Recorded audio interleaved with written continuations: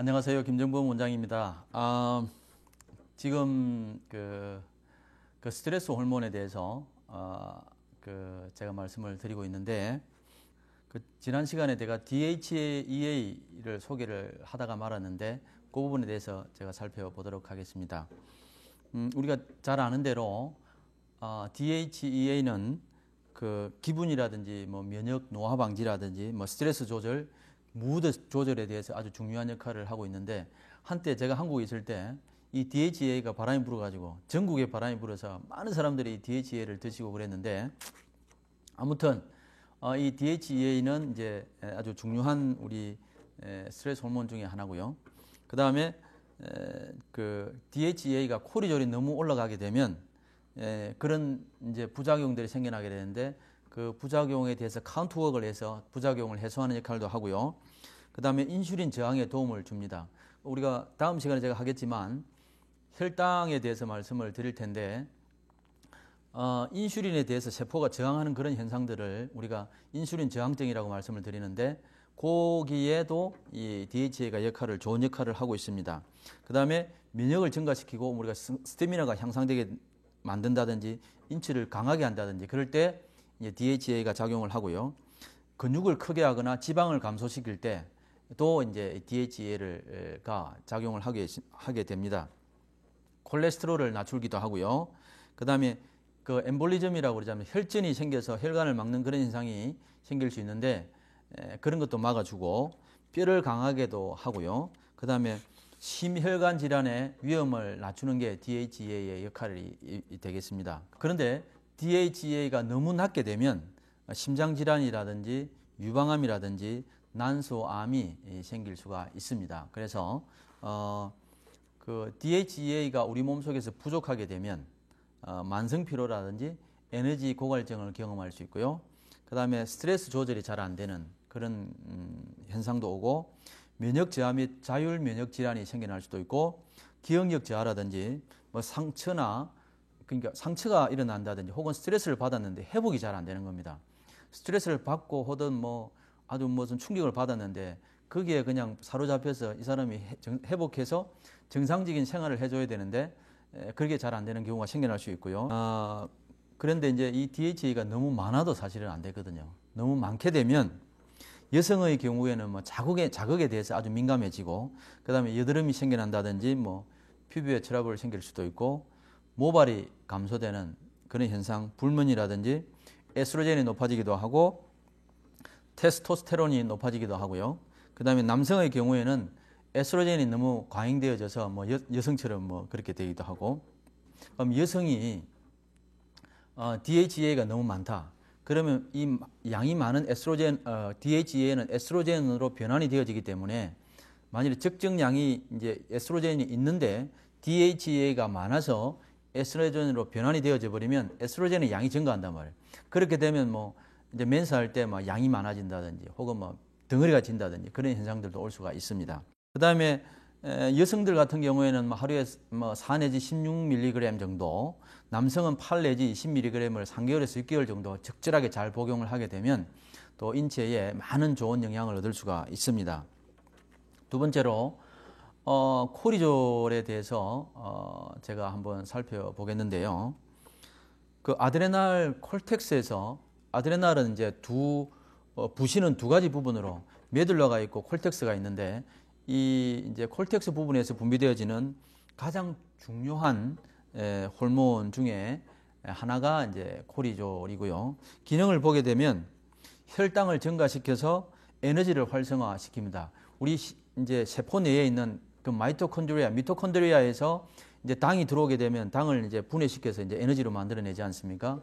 그런데 혈당을 증가시켜서 이제 코르티졸이 이제 에너지로 만들어내기도 하고, 그 다음에 이제 코르티졸이 있어야 이제 아침에 잠에서 깰 때 우리가 빨리 잠에서 웨이크업 할 수도 있고요. 그 다음에 뭐 항염증, 엔타이 인플레메이션, 항염증 작용을 하기도 하고, 여러 종류의 스트레스 호르몬을 만들기도 하고요. 그 다음에 그 스트레스 호르몬들은 뭐 일전에도 말씀드린 대로 콜레스테롤에서 만들어집니다. 그래서 콜레스테롤 자체가 없게 되면 스트레스 호르몬을 만들 수가 없으니까 스트레스에 대항해서 싸울 수 있는 그런 인체가 여력을 못 갖게 되죠. 그리고 콜레스테롤에서 프로제스테론이라든지 코리졸이라든지 기타 여러 가지 호르몬들이 만들어지기 때문에 지난번에도 말씀드린 것처럼 콜레스테롤이 부족해서 오는 현상들이 더 심각하지, 콜레스테롤이 많은 것보다는 차라리 많아서 오는 게 덜 위험하다는 것들을 제가 말씀을 드리고 싶고요. 그래서 우리가 콜레스테롤이 적정 상태를 유지해야만이 된다라고 하는 것들을 말씀을 꼭 드리고 싶습니다. 그 다음에 이제 코리졸이 높거나 그 다음에 그럴 경우에는 어떤 현상이 생겨나느냐? 사람이 잠들기가 힘들어요. 잠이 들기도 힘들고 코리졸이 우리가 혈중에서 올라가게 되면 DHA나 T3, 프로제스테론이라든지 흉선 호르몬, 그 다음에 성장 호르몬이나 테스토스테론 같은 게 낮아지게 되고요. 그래서 이제 문제들이 생겨나죠. 그러면 이제 코리졸은 우리가 스트레스를 너무 많이 받게 되면 계속 나오는 호르몬이란 말이에요. 그래서 우리가 스트레스를 너무 많이 받았다. 그러면 DHEA도 감소되죠. T3, 갑상선 호르몬도 감소되게 되어 있고, 그 다음에 프로제스테론도 감소되게 되어져 있고, 성장 호르몬도 감소되어져 있고, 그래서 이 스트레스로 인해서 분비되는 코리졸로 인해서 다른 많은 나쁜 영향들이 생겨나고 있습니다. 참고를 좀 하시고요.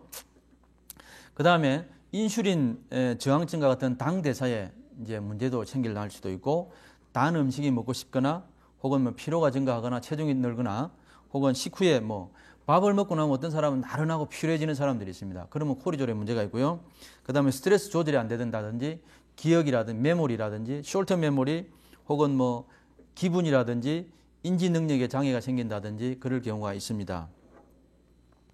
그러면 이런 코리졸이나 DHA를 포함해서 여러 가지 이제 아드레날린 부신 호르몬에 스트레스 호르몬에 문제가 생기면 우리가 어떻게 치료할 것이냐? 치료하는 게 되게 중요하죠. 그래서 여러 가지 다양한 접근을 통해서 이제 이 스트레스 호르몬에 문제가 있는지를 검사를 하게 되고요. 아이리시 테스트라든지 질문지를 통해서 검사하고 기립성 저혈압을 통해서 검사하고 몇 가지를 통해서 환자가 이제 상담하고 그런 걸 통해서 우리가 이제 그 환자 상태를 파악하고 난 다음에 우리가 이제 아드레날린 이상의 치료를 하게 되는데 저희들이 쓰는 제제들이 있죠. 라이프 스타일도 바꿔야 되고 그다음에 리코라이스 하이 그레이드 같은 이런 제제들을 쓰고 이런 경우에는 전체적인 아드레날린을 스포트하게 됩니다. 만성 피로, 장내에 염증이 계속 생기는 사람, 위염이라든지 궤양 환자들한테도 쓸 수 있고, 천식이나 기관지염 환자들한테도 리코라이스라고 하는 리코라이스 하이 그레이드라고 하는 제제를 쓰게 됩니다. 그다음에 폐와 장 움직임에도 도움을 주고 있고요. 그다음에 시베리안 진생이라고 그러는데 시베리아 쪽에서 나는 인삼, 한국 인삼이라든지 이런 것들, 그 다음에 이제 리메니아라고 하는 그런 제제들이 있는데 자율 면역 질환 혹은 간 기능 증가, 항염증 이런 제제들이 많이 있습니다. 이런 제제들을 통해서 우리가 이제 스트레스 호르몬들을 이제 잡아 나가게 되겠습니다. 또한 이 스트레스 호르몬은 또 이제 시상하부, 하이포살러무스와 뇌하수체 전엽하고 연관을 맺고 있기 때문에 우리 내외에 있는 이런 다른 이제 내분비선 조직들에 대해서도 우리가 관심을 가지고 치료를 병행해야만이 전체적으로 이제 완전한 치료를 우리가 할 수가 있고요. 그래서 제가 부신 혹은 스트레스 호르몬에 대해서 그동안 말씀을 드렸는데 좀 더 상세한 것들은 혹시 필요하시면 저희들한테 개인적으로 문의를 해주시면 제가 잘 안내를 해드리도록 하겠습니다. 그래서 다음 주 시간에 또 뵙도록 하겠습니다. 안녕히 계십시오.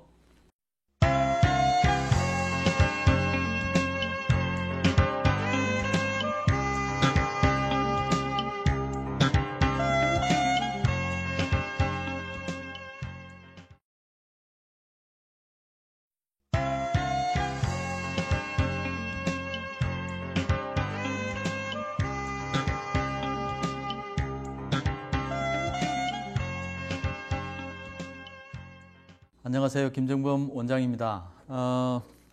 오늘은 혈당에 대해서 제가 전체적인 그림을 한번 그려보려고 하는데, 우리 뇌분비선을 다루게 되면 여러 가지 호르몬들이 나오지 않습니까? 그런데 호르몬 기능의 중심에 어떤 의학자는 혈당이 있다고 그렇게 말씀을 하는 것을 제가 들었는데, 해보니까 실제적으로 그 말씀에 대해서 어느 정도 동의를 하게 되더라고요.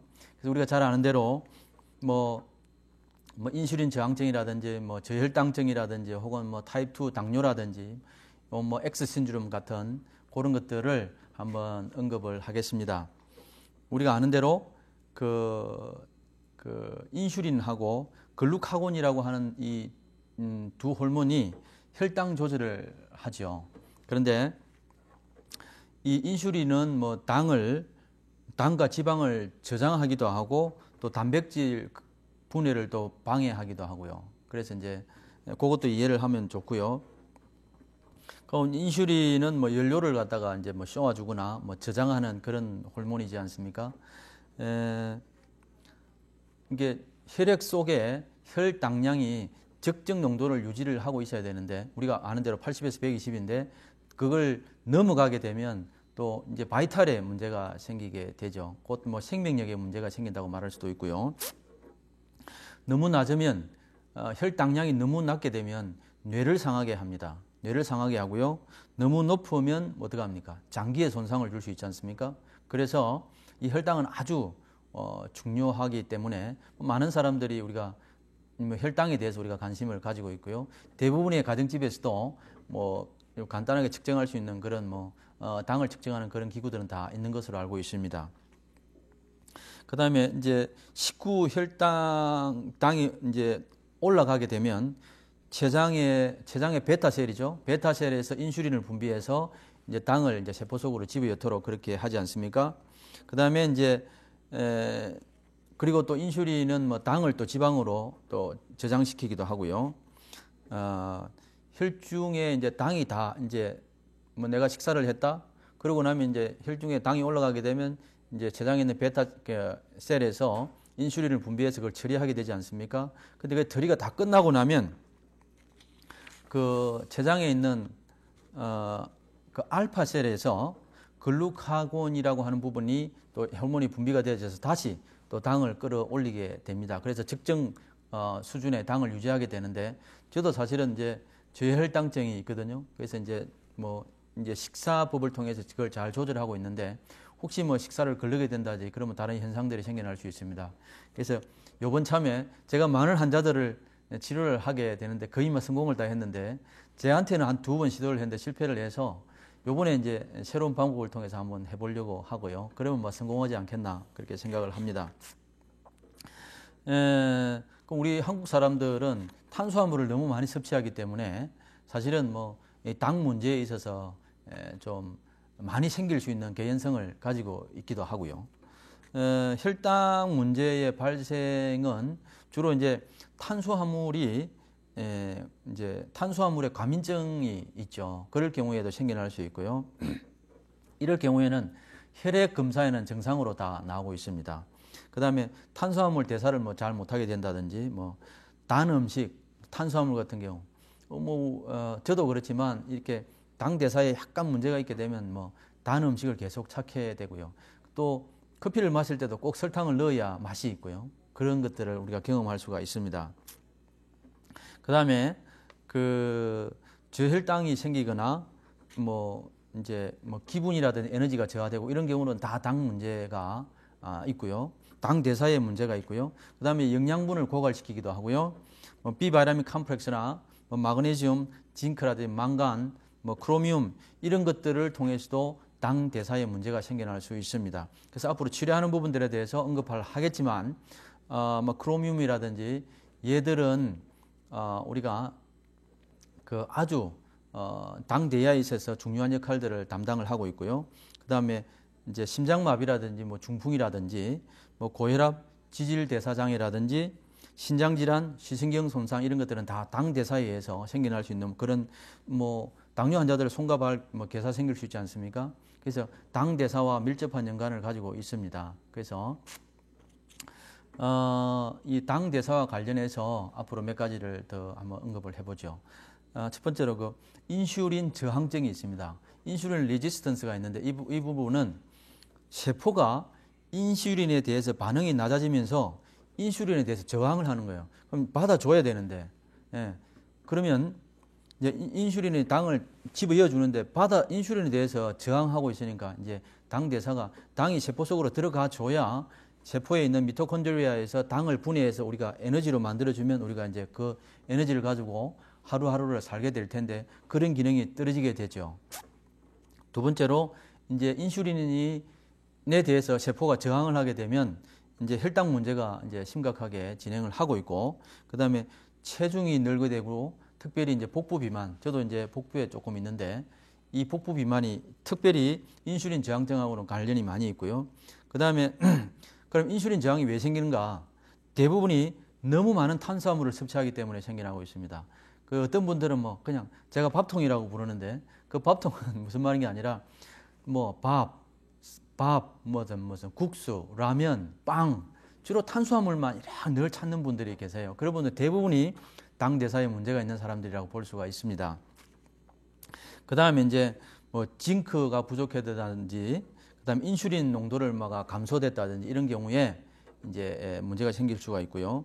그 다음에 크로미움 부족증이 있을 수 있는데 이 크로미움이라고 하는 것은 인슐린이 세포벽을 통과할 수 있도록 만들어주는 우리 그 미네랄입니다. 그래서 이 부분도 주의 깊게 살펴봐야 되고요. 그 다음에 이제 트랜스팻이라고 그러지 않습니까? 우리 지방이 많이 있는데 그 중에서 가장 나쁜 팻이 트랜스팻입니다. 이 트랜스팻은 탄소 분자 구조가 너무 강하게 더블 본드로 타이트하게 있기 때문에 우리 체내에 들어오면 아예 6개월이 지날 때까지는 분해 자체가 일어나지 않는 그런 나쁜 지방이죠. 그래서 이런 것들은 절대로 섭취하면 안 된다라고 제가 늘 강조를 하고 있는데, 아무튼 이게 트랜스팻으로 인해서 세포벽이 정상적으로 작용을 하지 못한다든지 그럴 경우에도 이제 인슐린에 대해서 우리 세포가 그러니까 세포에서 저항을 할 수가 있고요. 그 다음에 증상을 보게 되면 이 인슐린 저항증 환자들은 혈중 인슐린 증가로 인해서 혈당과 혈중 지방을 완전히 제거를 하지 못하게 되고요. 그 다음에 혈중 당이 안정이 이제 안 되고 높았다 낮았다 그냥 플락세이션 일어나게 됩니다. 그 다음에 이런 경우에는 주로 이제 식사를 하게 되면 더 나빠져요. 컨디션이 더 나빠지는 그런 경우에도 이제 연관이 되어져가 있고, 그 다음에 밥을 먹었는데도 뭐 단 것이라든지 소금 같은 것들이 이제 많이 당기는 그런 것들을 볼 수가 있습니다. 밥 먹고 나면 무지하게 필요한 사람들 많지 않습니까? 숟가락 놓고 나면 아무것도 하기 힘든 사람들, 그런 경우에는 이 대부분 인슐린 저항증이 있다고 볼 수도 있고요. 그 다음에 자주 공복을 헝거 컨스트럭션, 자주 이제 공복을 느끼죠. 밥 먹었는데 돌아서면 배고픈 사람들이 있을 수 있고요. 그 다음에 이제 체중이 증가하는데 체중 조절이 힘든 경우가 있을 수 있습니다. 그 중에 또 고혈압이라든지 뭐 콜레스테롤 증가하거나 인해서 뭐 특별히 이제 그 트라이그리세라이드라고 하는, 그러니까 이 지방 종류 중에서 트라이그리세라이드라고 이 안에 뭐 그리세롤 같은 이런 여러 가지 지방질이 세 가지를 합해서 이렇게 부르는데 이런 것들이 너무 많아져서 뭐 혈액이 탁해진다든지 그런 것들을 볼 수가 있고요. 그 다음에 이제 허리가 골반보다 더 굵어지는 그런 것도 이제 인슐린 저항증 환자들에게 볼 수가 있습니다. 그 다음에 이제 코리졸, 인슐린 이런 것들이 막 얽혀서 특히 이제 배가 고프면 아예 잠을 못 주무시는 분들이 계세요. 제 아는 분들도 그런 분들이 여러 분 계시는데 아예 자다가도 잠을 자려면 일어나서 밥을 먹어야 잠을 주무실 수 있는 그런 분들. 그런 분들은 스트레스 호르몬과 코리졸과 또 인슐린과 연관되어져 있습니다. 그래서 당 대사와 스트레스 대사를 잘 조절해 주면 그것이 치료가 되면 뭐 배고파도 언제든지 잘 수 있는 그런 상태가 되겠죠. 그 다음에 이제 두 번째로 그 인슐린 과다증이 있습니다. 인슐린 과다증은 보게 되면 이제 인슐린 과당, 제가 조금 전에 인슐린 저항에 대해서 말씀드렸는데 인슐린이 과다하게 되면 인슐린 저항이 또 더 심해지고요. 그 다음에 혈중 인슐린이 증가되게 되면 세포 속으로 당을 넣어주는 그런 기능이 더 떨어지게 됩니다. 왜냐하면 세포는 자꾸 인슐린에 대해서 자극을 받기 때문에 자극이 더 둔해지고 민감해진단 말이에요. 그러니까 이게 세포가 인슐린을 잘 받아줘야 되는데 받아주지 않고 더 저항하게 되죠. 그 다음에 그걸로 인해서 혈당 문제들이 더 이제 심화가 되고, 그 다음에 콜레스테롤 불균형 생기고요. 그 다음에 심혈관 질환들이 진행을 하고, 그 다음에 이제 인슐린 과다증에서 그 다음으로 넘어가는 것이 타입 2, 제2형 당뇨라든지 아니면 X 신드롬, 대사성 장애로 넘어가게 됩니다. 대사장애와 그 제2형 당뇨하고 뭐 치료하는 부분들에 대해서도 이제 앞으로 말씀을 드리겠지만, 오늘은 아마 시간이 다 되지 않나 그렇게 생각을 합니다. 그래서 당 대사만 잘 조절되어지고 스트레스 호르몬만 잘 조절되어져도 우리 인체가 많이 좋아질 수가 있습니다. 여러분 참고하시고, 저는 다음 주 시간에 또 뵙도록 하겠습니다. 안녕히 계십시오.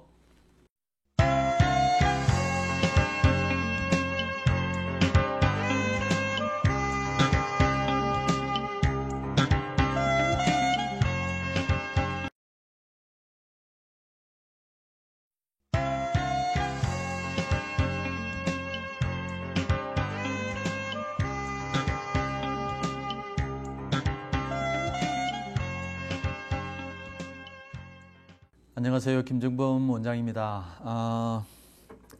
지난 시간에 이어서 뭐 타입 2 당뇨에 대해서 혹은 뭐 대사증후군 혹은 뭐 또는 그 X 신드롬이라고 부르는 그런 부분들에 대해서 마지막으로 언급을 좀 더 해드리도록 하겠습니다.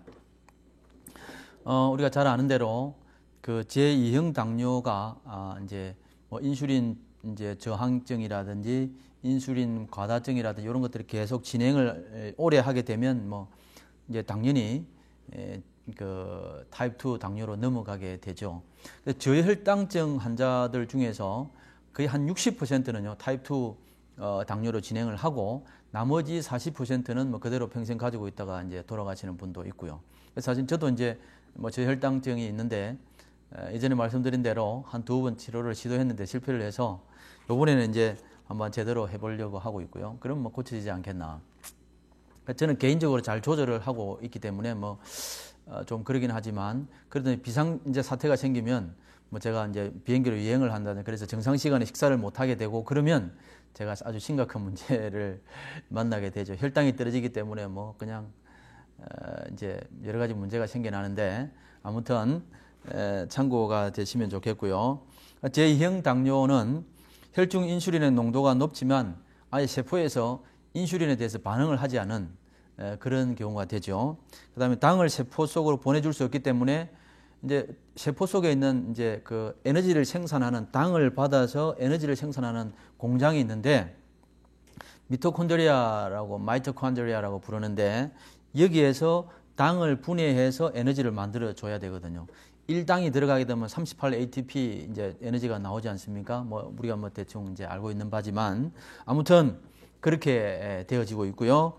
그 다음에 뭐 혈중 당 수치 높아지게 되고, 뭐 심혈관 질환, 심장 질환, 뭐 눈에 신경에 여러 가지 손상들을 줄 수가 있죠. 이제 그 당에 문제가 있게 되면, 당뇨가 있게 되면 우리가 잘 아는 대로 운동도 필요하고 또는 뭐 식사법도 필요하게 되죠. 그래서 제일 쉬운 방법들은 당에 대해서 초기적인 문제 있을 때 치료를 시작하는 것이 좋습니다. 저혈당이 있을 때 치료를 시작하는 것이 좋고, 인슐린 저항증이 있을 때 치료를 시작하는 게 좋고, 인슐린 과다증이 있을 때 치료를 시작하는 것이, 타입 2 당뇨로 넘어가게 되면 또 치료가 이제 쉽지를 않습니다. 그래서 그렇게 참고를 좀 해주시면 좋겠고, X 신드롬이라고 그러고 신드롬 X 혹은 대사증후군이라고 그러는데, 인슐린 저항에 의해서 생기는 모든 증상들을 통칭해서 이렇게 부르고 있습니다. 그러니까 혈중 인슐린 농도가 높게 되겠죠.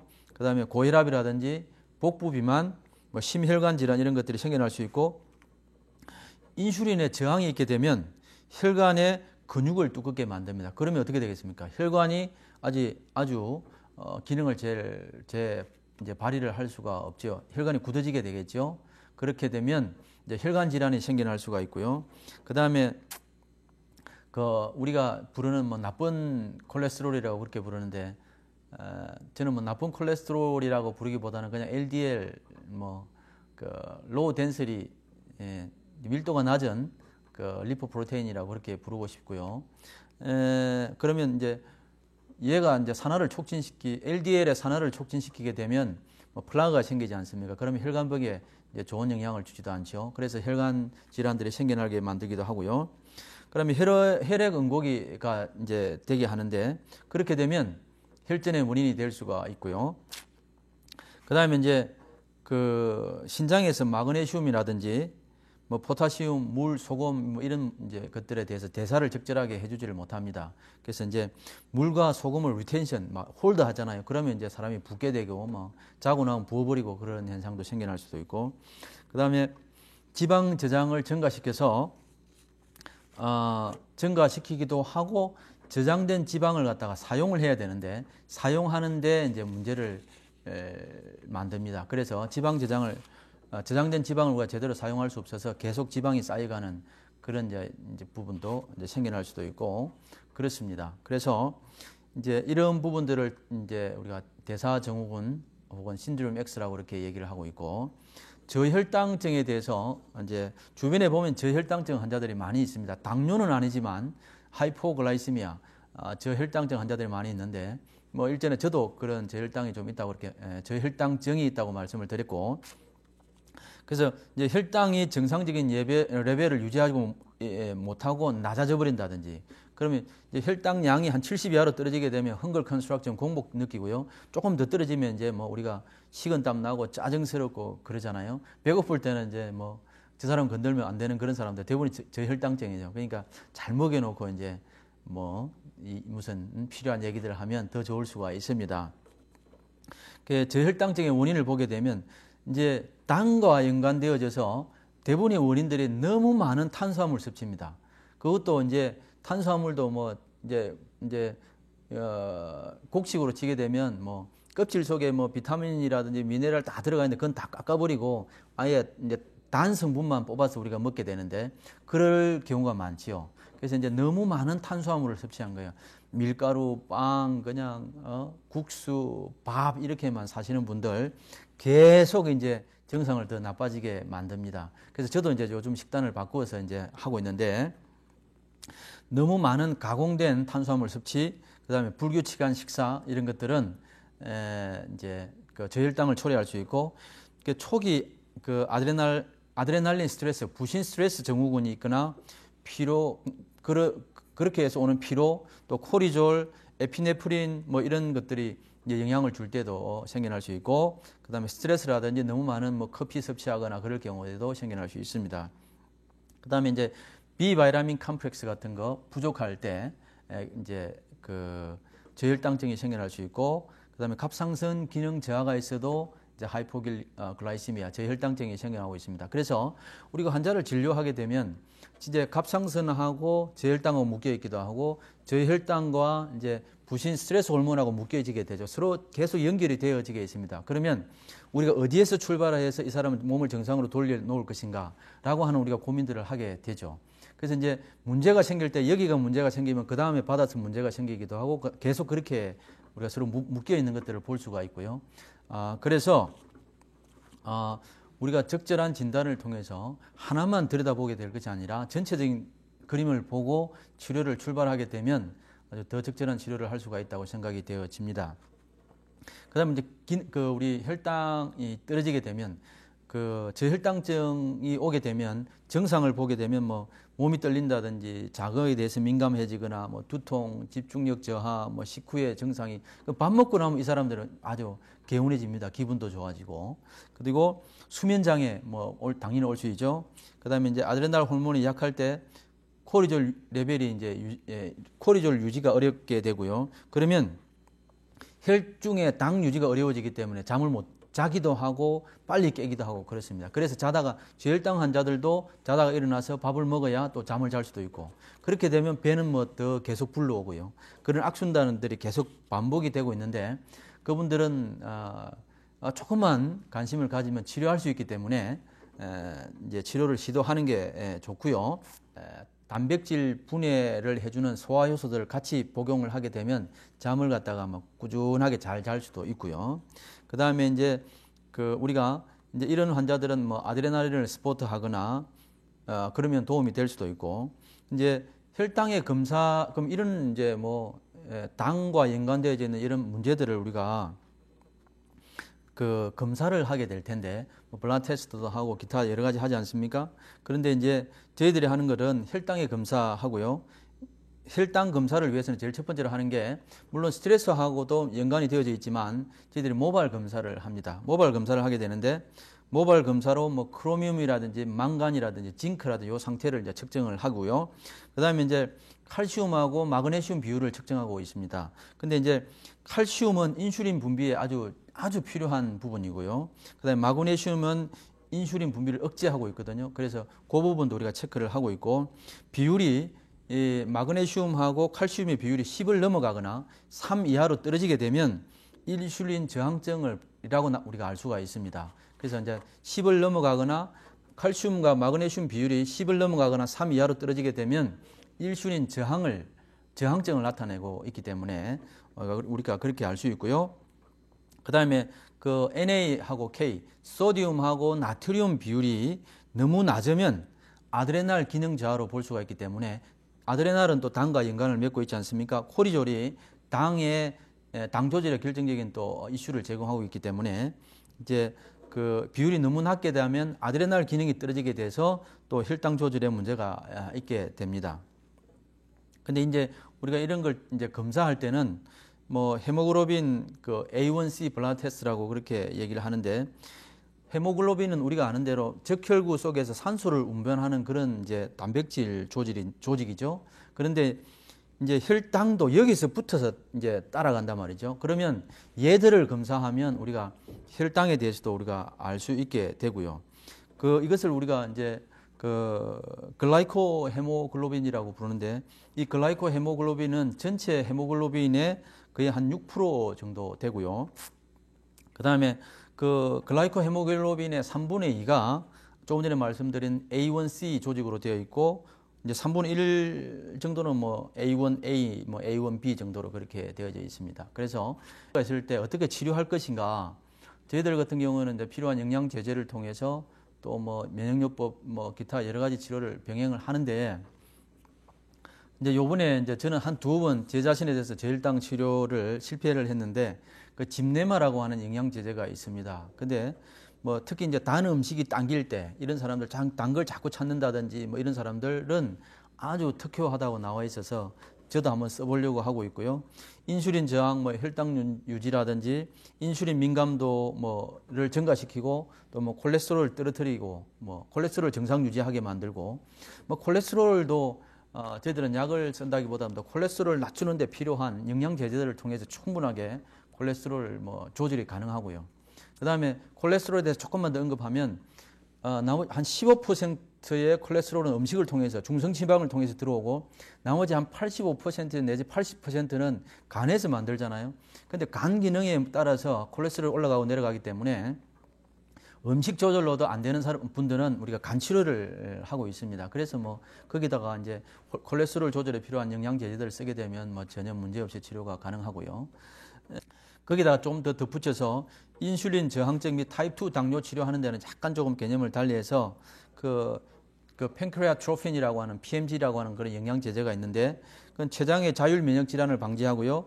췌장의 세포가 정상적으로 활동할 수 있도록 기능할 수 있도록 이제 회복을 시키는데 도움이 되고 뭐 마그네슘이라든지 뭐 케타플렉스, GTPF라고 있는데 이것들은 인슐린의 민감도를 좋게 한다든지 그리고 이제 다이아플렉스 소화기 췌장을 소화기라든지 췌장을 도우고 지방 대사를 헬프하기 때문에 이런 제제들과 면역 치료, 체질 진단 이런 것들을 통해서 좋은 영양들을 우리가 또 좋은 이제 치료 계획들을 세울 수가 있습니다. 그래서 제가 지난 몇 주간에 걸쳐서 내분비선 호르몬 계통의 당 대사와 부신에 대해서 그런 갑상선에 대해서 종합적으로 말씀을 드렸습니다. 그래서 참고가 되었으면 좋겠고요. 혹시 좀 더 상세한 정보들은 뭐 개인적으로 요청하면 제가 언제든지 이제 상담을 해 드릴 수가 있습니다. 그래서 저는 다음 주 시간에 또 다른 건강상의 이슈들을 가지고 여러분들을 찾아뵙도록 하겠습니다. 여러분 안녕히 계십시오.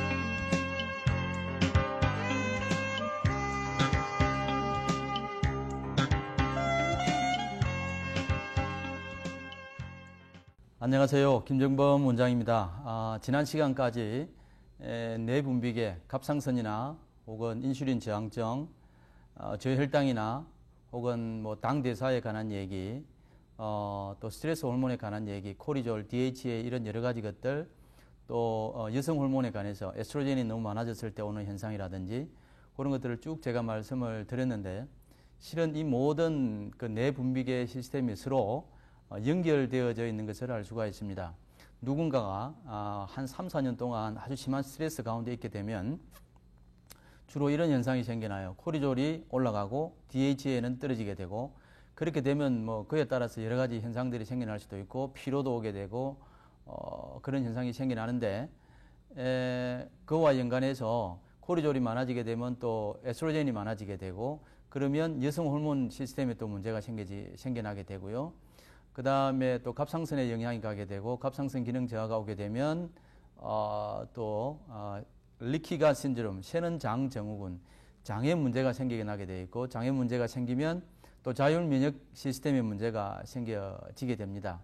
그래서 우리 인체는 서로 연결되어져 있기 때문에 어떤 문제가 있게 되면 결국에는 여러 시스템으로 영향을 미치게 되어져서 전반적으로 인체에 영향을 주게 됩니다. 그래서 다음 혹시 기회가 주어지면 그 어떻게 서로 연결이 되어져 있는지에 대해서 한번 언급을 하겠습니다. 오늘부터 뭐 한 몇 개월이 될지는 모르겠지만 제가 제일 좋아하는 팔체질에 관한 얘기, 체질에 관한 얘기들을 하려고 합니다. 저는 원래 카이로프랙틱 닥터고요. 또한 뭐 카이로프랙틱 전문의 과정으로는 신경학을 하긴 했지만, 그래도 제가 수년 전에 팔체질의학을 접하고 나서 너무 이 학문에 빠져서 지금 뭐 열심히 하고 있기 때문에 팔체질에 관한 얘기들을 꼭 했으면 하고요.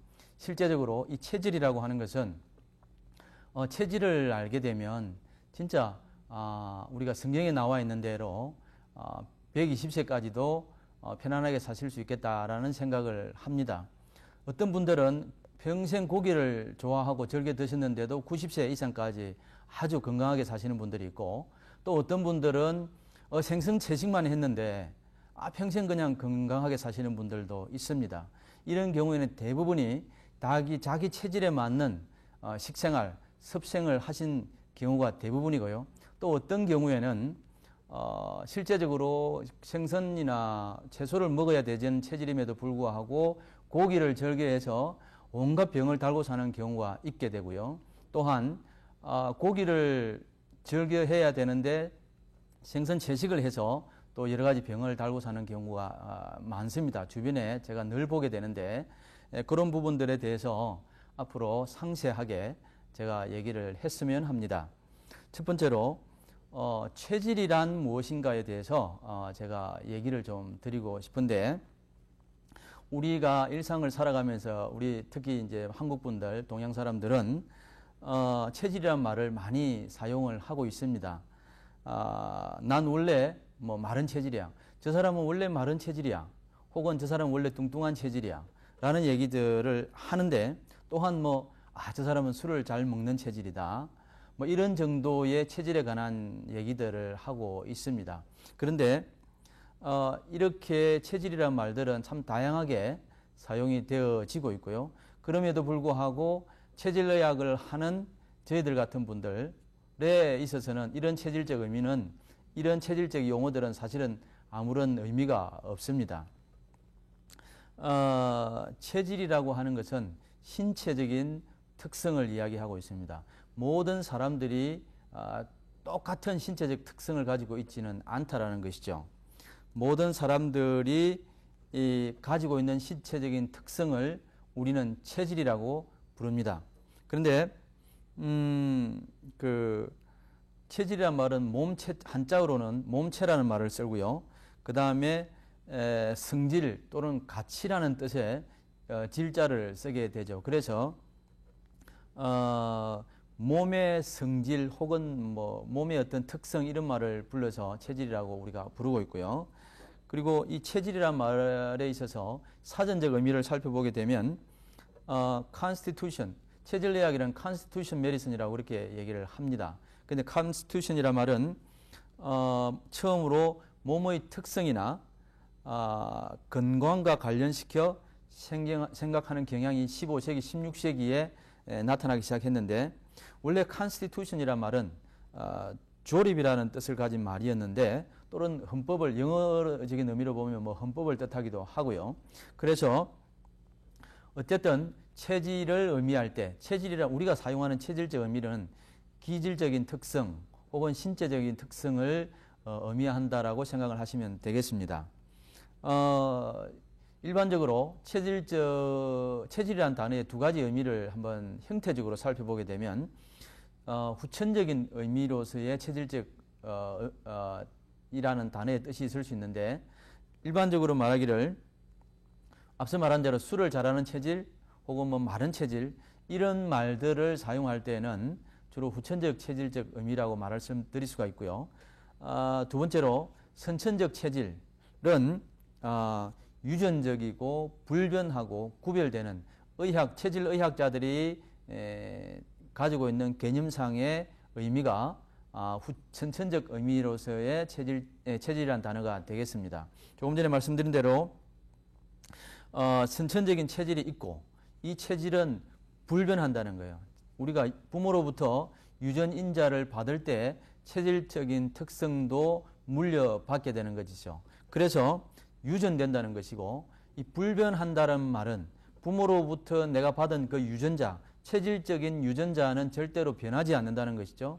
그래서 몇 년 전에 한국에서 뭐 체질 개선이라는 단어가 적합하냐 아니냐에 대해서 아마 의학자들 사이에 논쟁이 붙은 것 같은데, 저는 그 말은 적합하지 않다라는 생각을 개인적으로 가지고 있습니다. 그러나 체질 개선이라는 단어에 대해서 제가 말하는 의미가 아닌 다른 의미로 우리가 체질 개선이라는 말을 쓸 수는 있으리라고 생각이 되어집니다. 그리고 체질이라고 하는 것은 구별된다는 거죠. 다른 사람과 내가 구별된다는 거죠. 한 자녀의 두 부모로부터 자녀가 여럿이 있을 경우에는 아버지로부터의 체질을 물려받은 자녀가 있고, 어머니로부터 물려받은 자녀가 있어서 자녀들 사이에도 체질이 다른 것들을 우리가 볼 수가 있습니다. 그리고 선천적인 체질적 의미를 제가 유전한다, 불변한다, 구별된다라고 말씀을 드렸는데, 그래서 저희 의학자들이 혹은 의사들이 추구하는 의미에 있어서 체질적인 의미는 신체적인 특성 혹은 기질적 특성이 남들과는 다른 어떤 특별한 메커니즘이 있고, 이것은 절대로 변하지 않는다는 겁니다. 변하지 않고 자자손손 내가 유전되어져서 내려간다는 것이고, 마치 혈액형처럼 우리가 O형을 가진 분들이 평생 O형을 가지고 있는 것처럼, 또는 A형을 가진 그 혈액을 가진 사람들은 평생 A형이 O형으로 변하지 않는 것처럼 체질도 변하지 않는다는 겁니다. 이런 체질적인 의미를 제가 말씀을 드리고요. 그 다음에 그러면 이런 체질적인 의미는 장부의 강약 구조에 의해서 결정이 되어집니다. 이 부분에 대해서는 제가 조금 이따 자세하게 말씀을 드리기로 하고요. 그러면 이 동서양의 의학사에서 체질에 관한 얘기들은 과연 어떻게 말하고 있으며, 또한 체질적인 것과 연관되어져서 사람을 치료하는 학문이 있는가에 대해서 한번 살펴보겠습니다. 서양 의학사에 있어서 체질적인 의학 혹은 체질적 의미를 살펴보게 되면, 우리가 잘 아는 대로 의학의 아버지라고 말하는 히포크라테스는 사체질서를 얘기를 했습니다. 고대 그리스 철학에서는 우주 구성에는 하와 수와 풍과 토의 네 가지 요소가 있고, 또한 그와 연관해서 인체를 형성하는 것에도 혈액과 점액과 황담즙과 흑담즙이 있어서 이것들로 인체가 구성된다라고 하는 최액병리설을 주장을 했는데, 그 다음에 그 히포크라테스의 제자 중에 갈레누스라고 하는 사람이 이것을 바탕으로 해서 사기질에 관한 얘기를 했습니다.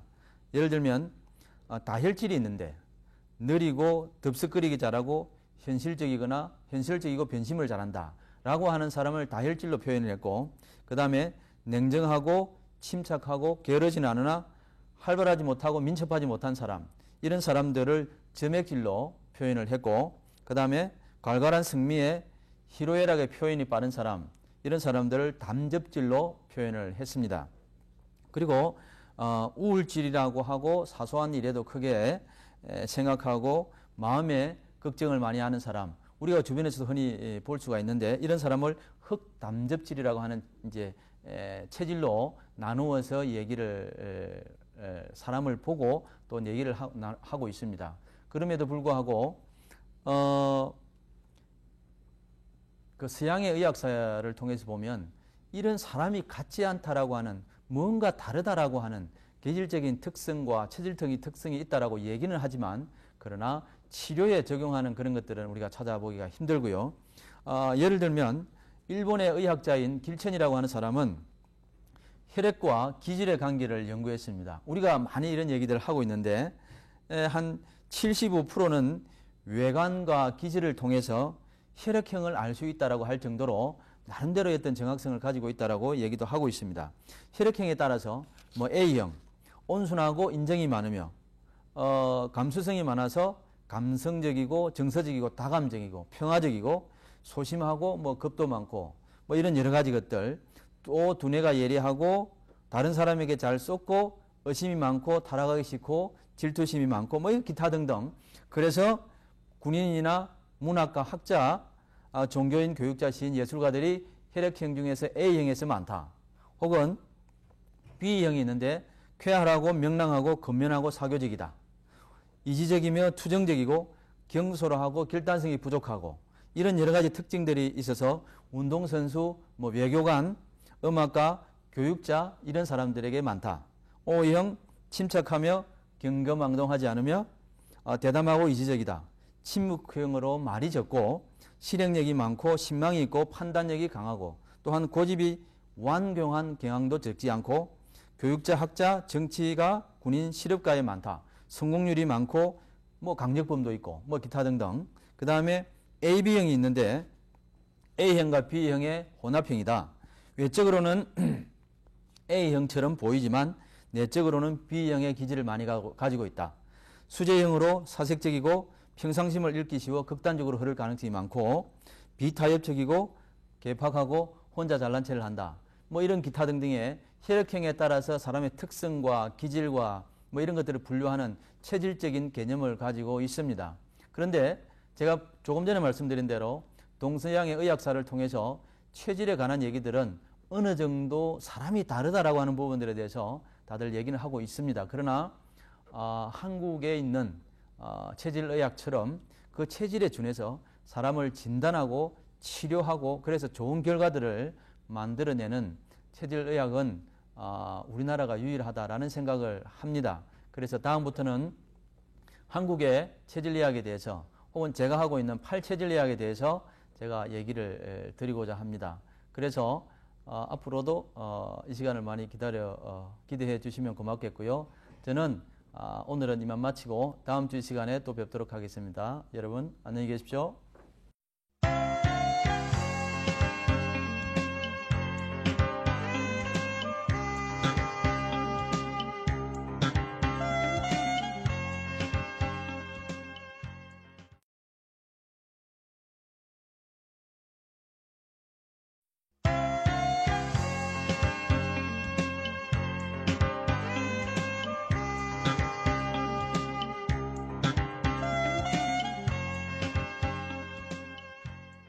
여러분 안녕하세요. 김정범 원장입니다. 지난 시간에 이어서 체질의학에 대한 얘기들을 조금 더 진전시켜서 발전시켜서 얘기를 드리고자 합니다.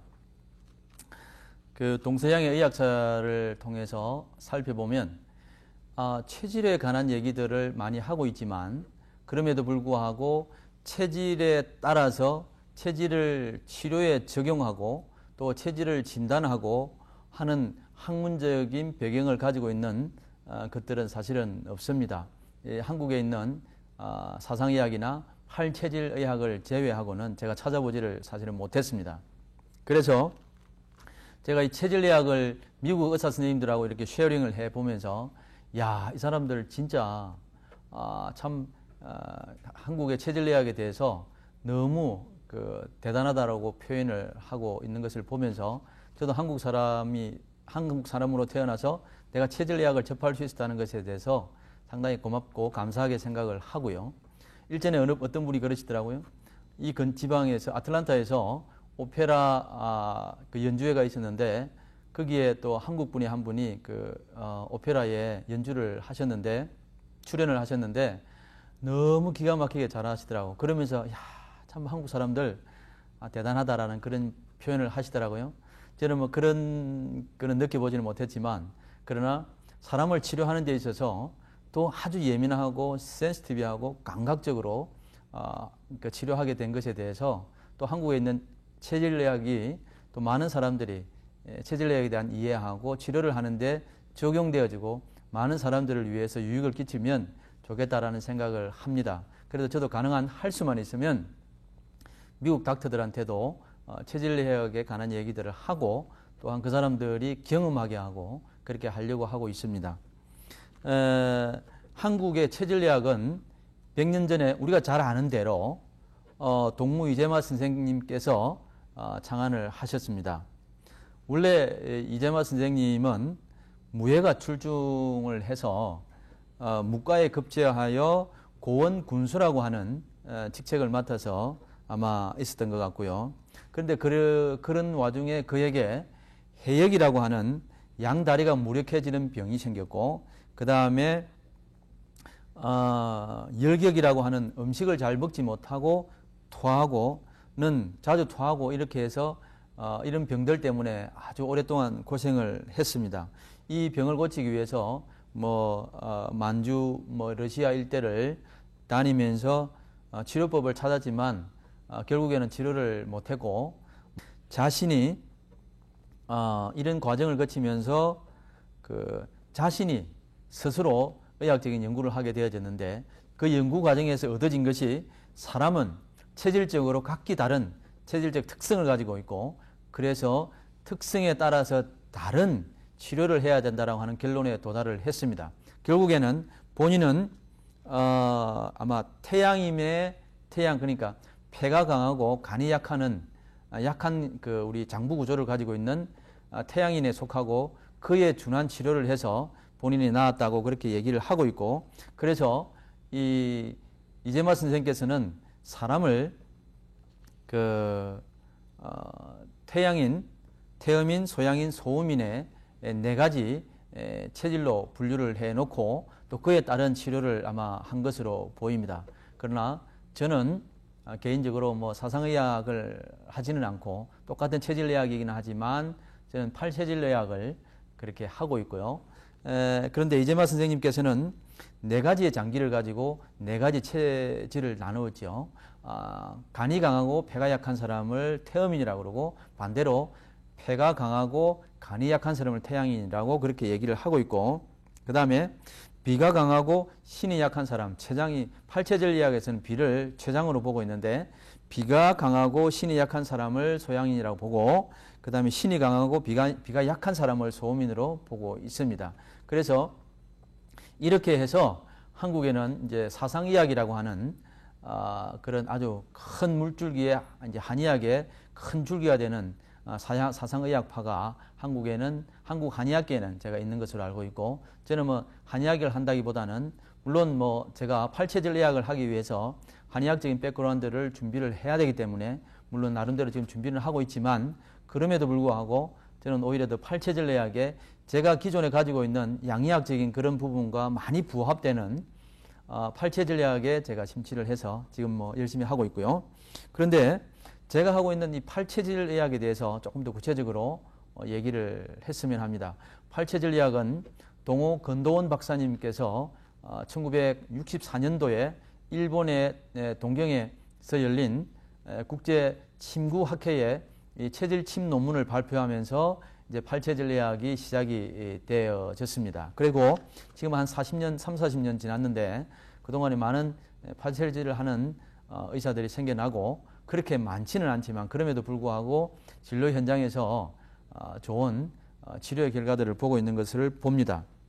저도 개인적으로 저보다 나이는 어리지만 그래도 뭐 LA에 계시는 여러 선생님들이 계시고 늘 질문하고 묻고 찾아가고 그렇게 하고 있지만 아무튼 그 팔체질 의학이 뭐냐? 그러면 팔체질 의학은 우리 신체에 있는 오장오부 10가지 장부가 있고 거기에다가 교감신경과 부교감신경을 넣어서 12장부를 가지고 인체의 장부구조의 패턴을 8가지로 만들어져 있는 것을 우리가 팔체질 의학이라고 얘기를 하고 있습니다. 그 다음에 팔체질 의학의 특성을 보게 되면 사상의학처럼 4가지 장부를 가지고 신체를 우리 인체 그러니까 체질을 구분한 것이 아니라 우리 인체에 있는 모든 12장부 물론 교감신경과 부교감신경까지 들어간 12장부를 가지고 각 장부 구조에 따른 8가지의 장부 구조가 나오게 되는데 거기에 따라서 팔체질로 구분을 하고 있고요. 그 다음에 팔체질 의학의 특성 중에 하나는 체질 진단의 방법입니다. 그래서 팔체질 의학의 진단 방법은 체질 맥진법이 따로 있습니다.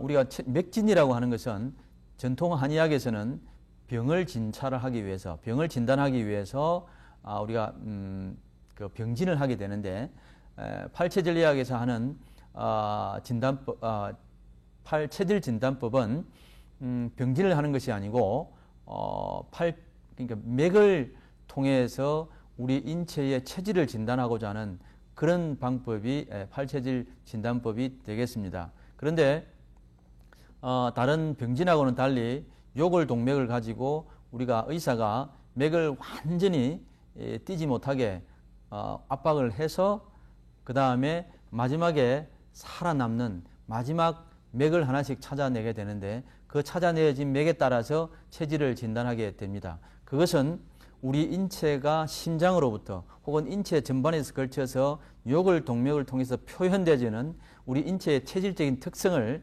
찾아내는 것이 팔체질 맥진법인데 이 맥진법이 그렇게 호락호락하게 쉽지는 않습니다. 저도 수년째 하고 있지만 이 어쩔 경우에는 체질적 오류를 체질 진단의 오류를 범할 때도 사실은 있죠. 그럼에도 불구하고 이 체질 진단은 마지막에 종국에 가서는 우리 체질 맥진을 통해서 체질을 진단하게 되겠습니다. 그러나 신체적인 특성 혹은 뭐 생리적인 특성, 모양 또 생활 어떤 여러 가지 것들은 우리가 체질을 진단하는 데 있어서 우리가 참고로 사용을 할 수도 있습니다. 그럼에도 불구하고 체질 진단에 있어서는 팔체질 의학에서는 그 체질 맥진을 통해서 체질을 진단하고요. 그 다음에 체질을 확진하는 것은 우리가 체질 맥진법을 통해서 우리가 체질을 진단하고 나서 그 다음에 치료를 하게 되는데 만일에 체질이 맞으면 효과는 아주 뭐 극대로 나타날 것이고 체질이 틀리게 되면 치료에 대한 반응이 오히려 마이너스가 나거나 부작용이 나거나 체질에 대한 치료에 대한 반응이 일어나지를 않습니다. 그래서 그 마지막 과정을 통해서 체질을 우리가 진단하게 됩니다. 그리고 또한 그러면 장기에서는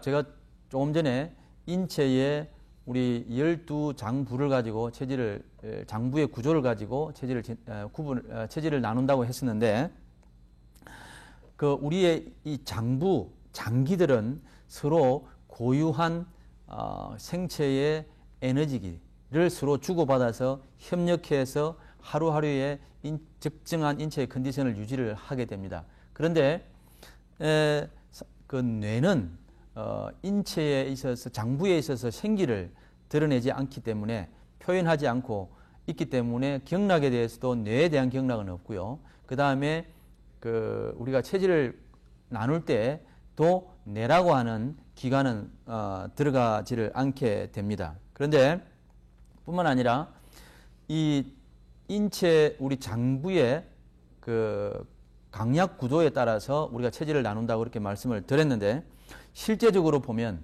제 같은 경우에는 폐가 약하고 간이 강한 사람인데 실제적으로 그럼 사상으로 치면 뭐 태음이 될 수도 있죠.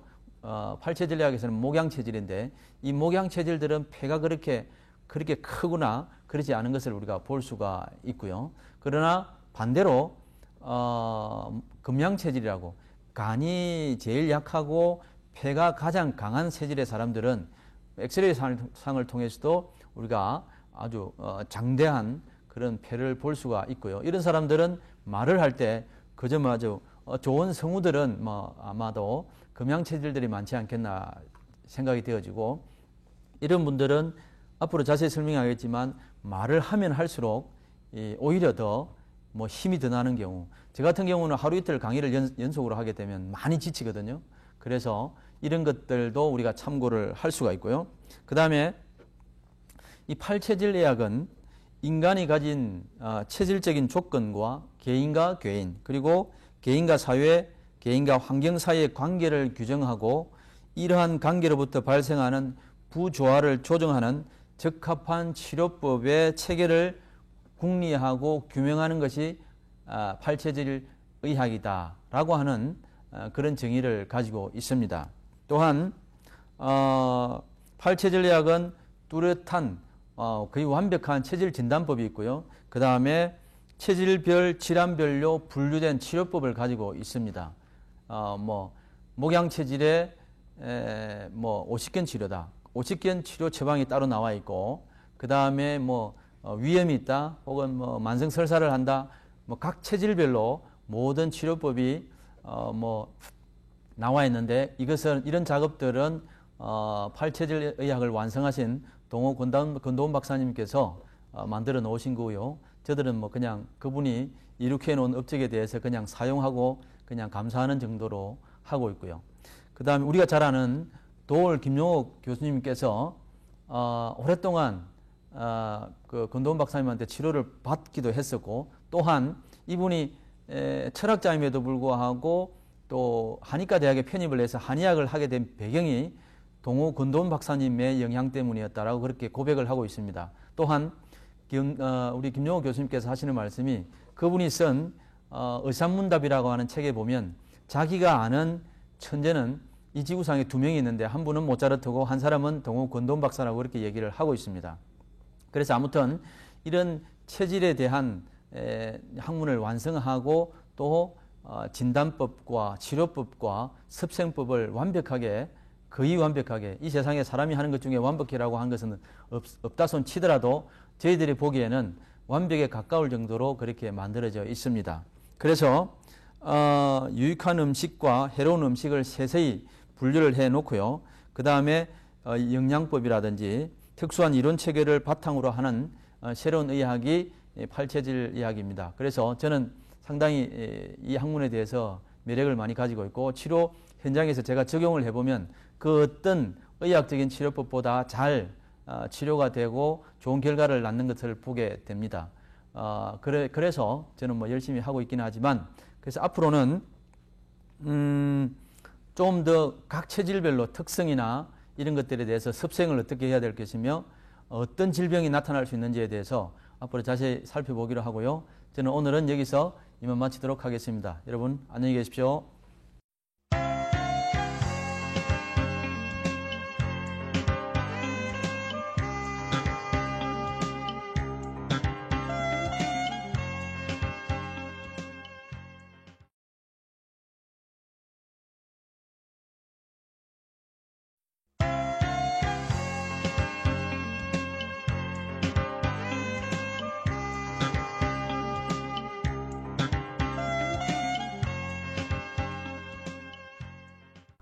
안녕하세요. 김정범 원장입니다. 지난 시간에 이어서 팔체질 의학에 관한 제가 논의를 혹은 강의를 계속 진행을 하겠는데, 제일 첫 번째로 목양체질에 대해서 제가 오늘은 한번 오늘 하고 다음 시간까지 한번 했으면 좋겠고요.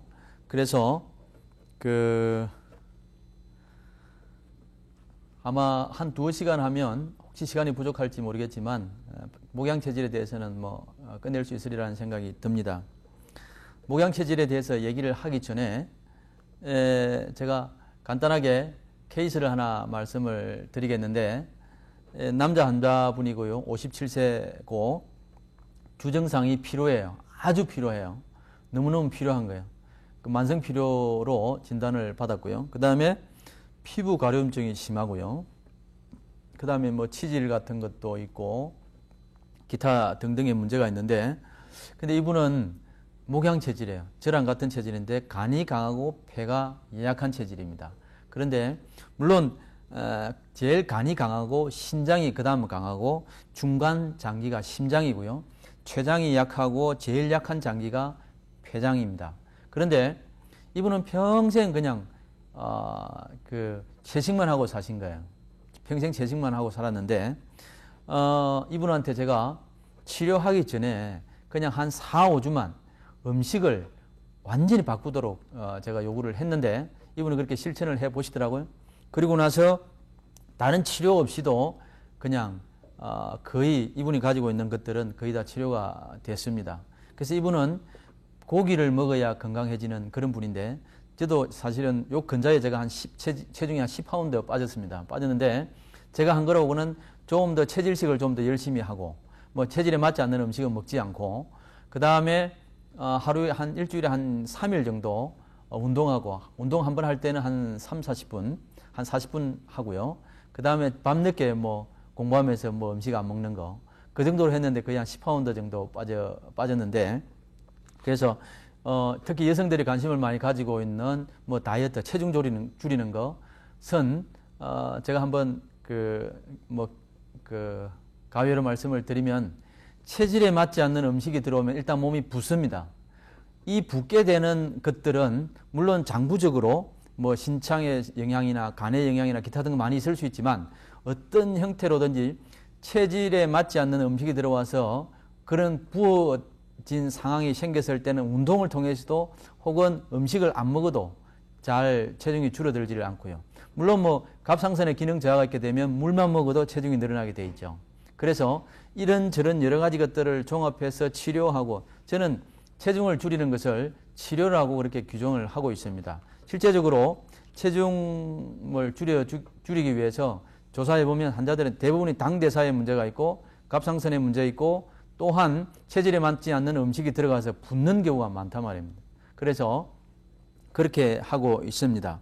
그래서 좀 더 이제 우리 목양 체질에 대해서 제가 한 번 더 얘기를 해 보면, 목양 체질은 장부 구조는 조금 전에 말씀드린 대로 간이 제일 강하고요. 신장, 간, 신장, 심장, 췌, 폐, 이렇게 75가지의 패턴의 장부 강약 구조를 가지고 있습니다. 그럼에도 불구하고 간이 제일 강하고 폐가 제일 약하지만 중간에 있는 중간 장기들을 통해서 서로 생기를 주고받고 해서 이게 아주 이 하나의 패턴, 목양 체질이라고 하나의 패턴을 만들어서 서로 인체를 적절하게 유지를 하고 보완하고 있는 것이 목양 체질의 장부 구조입니다. 그런데 목양 체질의 목양이라고 하는 말은 간이 제일 강하다는 뜻이고요.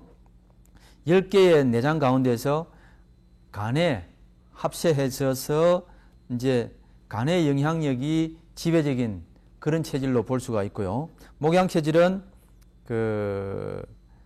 간이 너무 강해져서 오는 그런 질병들이 많이 생겨납니다. 상대적으로 폐는 너무 약해져 버리고, 그러면 어떤 음식과 어떤 생활 양식이 이런 문제를 초래하냐라고 하는 것에 대해서는 뭐 조금 이따 말씀을 드리겠지만, 그래서 우리 같은 목양 체질 같은 분들은 간을 사하고 폐를 보호하는 음식들이 가장 인체에 유익한 음식들이 되겠고요. 그 다음에 목양 체질의 체형이나 성품을 한번 살펴보면, 풍채가 좋고 체구가 큰데 마른 사람도 뭐 있는 경우가 있고요. 뚱뚱하고 말을 잘 안 하기도 하고, 눈사람처럼 어깨가 좁고 내려가면서 굵어져서 허리가 가장 크고요. 그 다음에 혈압이 약간 높아야 아주 건강한 경우를 볼 수가 있습니다. 저 같은 경우에도 오히려 뭐 한 130에 90 정도 약간 넘어가거나 그러면 아주 제가 왕성한 활동을 할 수 있는 그런 혈압의 상태가 되고요. 어떤 체질에 있어서 혈압이 130에 90이면 아주 높은 혈압이 될 수가 있습니다. 그것을 참고로 말씀을 드리고, 그 다음에 이 목양 체질들은 추진력이 아주 강합니다. 아주 강해서 비즈니스 하시는 분들의 대부분이 한 60%는 목양 체질들이 많이 있고요.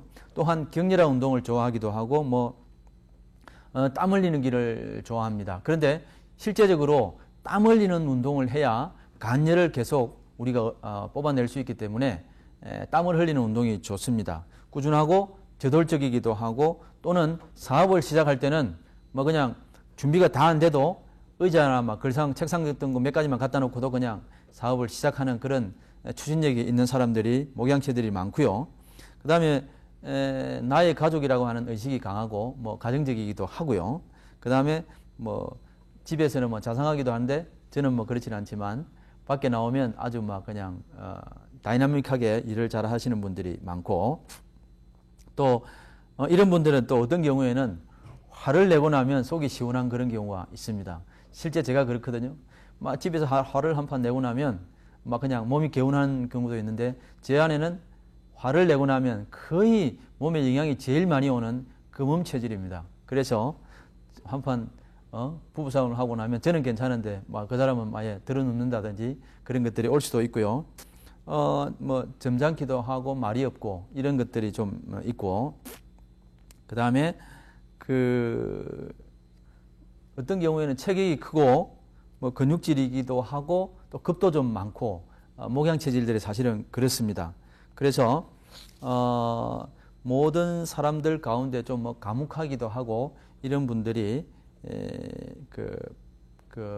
목양 체질이 많고 그 다음에 폐가 작으니까 말을 하게 되면 많이 피로를 많이 느껴요. 그래서 저는 하루 종일 병원에서 그냥 환자들한테 설명하고 이렇게 하다 보면 저녁에 집에 갈 때쯤 되면 많이 지쳐요.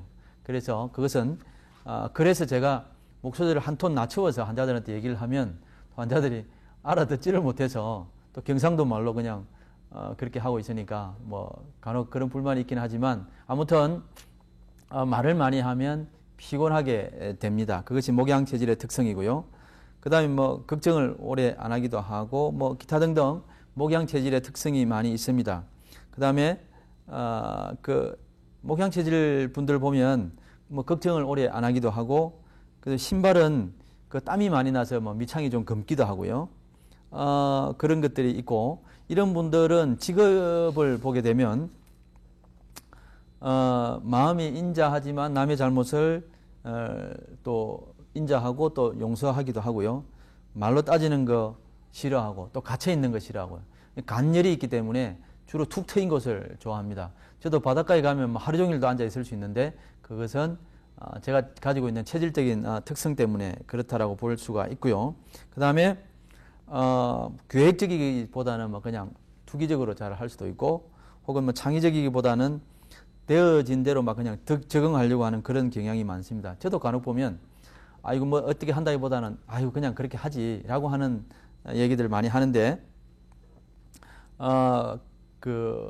목양적인 특성이 그냥 편하게 하자, 되는 대로 하자라고 이렇게 표현하는 경우가 많이 있습니다. 그리고 목양 체질에는 투자 사업이라든지 기계공학 같은 모험적인 그런 것들을 하는 분들이 많고요. 그 다음에 세밀한 생각과 계산을 요하는 작업들은 잘 못하시는 것 같아요. 저도 그런 경향이 많고요. 그래서 우리가 이런 분들은 직업을 할 때는 주로 사업이라든지 이런 것들이 많이 관계를 하고 있고 그 다음에 습생을 보게 되면 목양 체질의 간열을 없애는 습생이라고는 생활 패턴 혹은 라이프 스타일이라고 그렇게 얘기를 하는데 목양 체질은 목양 체질에 맞는 생활을 하고 살 수 있으면 건강하게 되죠. 다음 시간에 얘기를 할 수 있을지 아니면 오늘 얘기할 수 있을지 모르겠지만 음식이 제일 중요하고요. 그 다음에 중요한 것이 운동하는 방법도 중요합니다. 목양 체질들이 땀을 안 흘리는 운동, 수영 같은 걸 하게 되면 동일한 운동을 하더라도 오히려 해롭고요. 그래서 등산이라든지 혹은 테니스 같은 땀을 많이 흘리는 운동을 하면 되게 좋습니다. 목양 체질의 간열을 제거하는 데 중점을 두고 우리가 생활을 해야 되는데 그것에 있어서는 오직 땀을 통해서만 간열을 우리가 제거할 수 있기 때문에 땀을 많이 흘리는 운동을 해야 된다고 말을 했고요. 그 다음에 가령 토양체질 같은 경우는 위췌장에 열이 많습니다. 위췌장에 열을 삭히기 위해서는 아침에 일어나서 생수를 마시게 되면 아주 좋죠. 그래서 토양체질 환자들에게는 아침에 생수 마시라고 그렇게 권유를 하는데 약간 차가운 생수를 그러면 아주 유익하고요. 그 다음에 대장열이 있게 되면 설사하게 되죠. 기타 등등 그런 것들이 있는데 그에 맞추어서 습생을 해야 되는 건 말할 것도 없고요. 그 다음에 목양체질, 건강한 목양체질은 가슴에 이렇게 손을 얹고 자는 경우가 많이 있습니다. 그럼 건강한 건강한 목양체질이라고 그렇게 생각을 하면 좋겠고요. 그래서 다음 시간에 목양체질에 대해서 조금 더 보충을 하도록 하겠습니다. 그래서 이번 시간에는 목양체질, 간이 강하고 폐가 약한 체질이다. 중간장분의 생략을 하고요. 그 다음에 이 사람들은 기억가적인 어떤 그런 성향이 많다. 툭 트인 것을 좋아한다. 들어앉아 있는 것 싫어한다. 그 다음에 땀을 흘리는 것이 좋다. 목양체질의 사람들은 땀을 많이 나면 그게 건강하다는 신호고요. 그 다음에 땀이 말라버리면 저도 건강할 때는 제가 땀이 많이 나고 몸이 안 좋아지면 땀이 나오지를 않습니다. 그래서 이런 것도 참고를 하시면 좋겠습니다. 그 다음에 또 운동은 땀을 많이 흘리는 운동을 하면 아주 유익하고요. 이렇게 해서 목양체질에 관한 얘기를 조금 하고 다음 시간에 제가 보충을 하도록 하겠습니다. 여러분 한 주간 동안 평안하시고 안녕히 계십시오.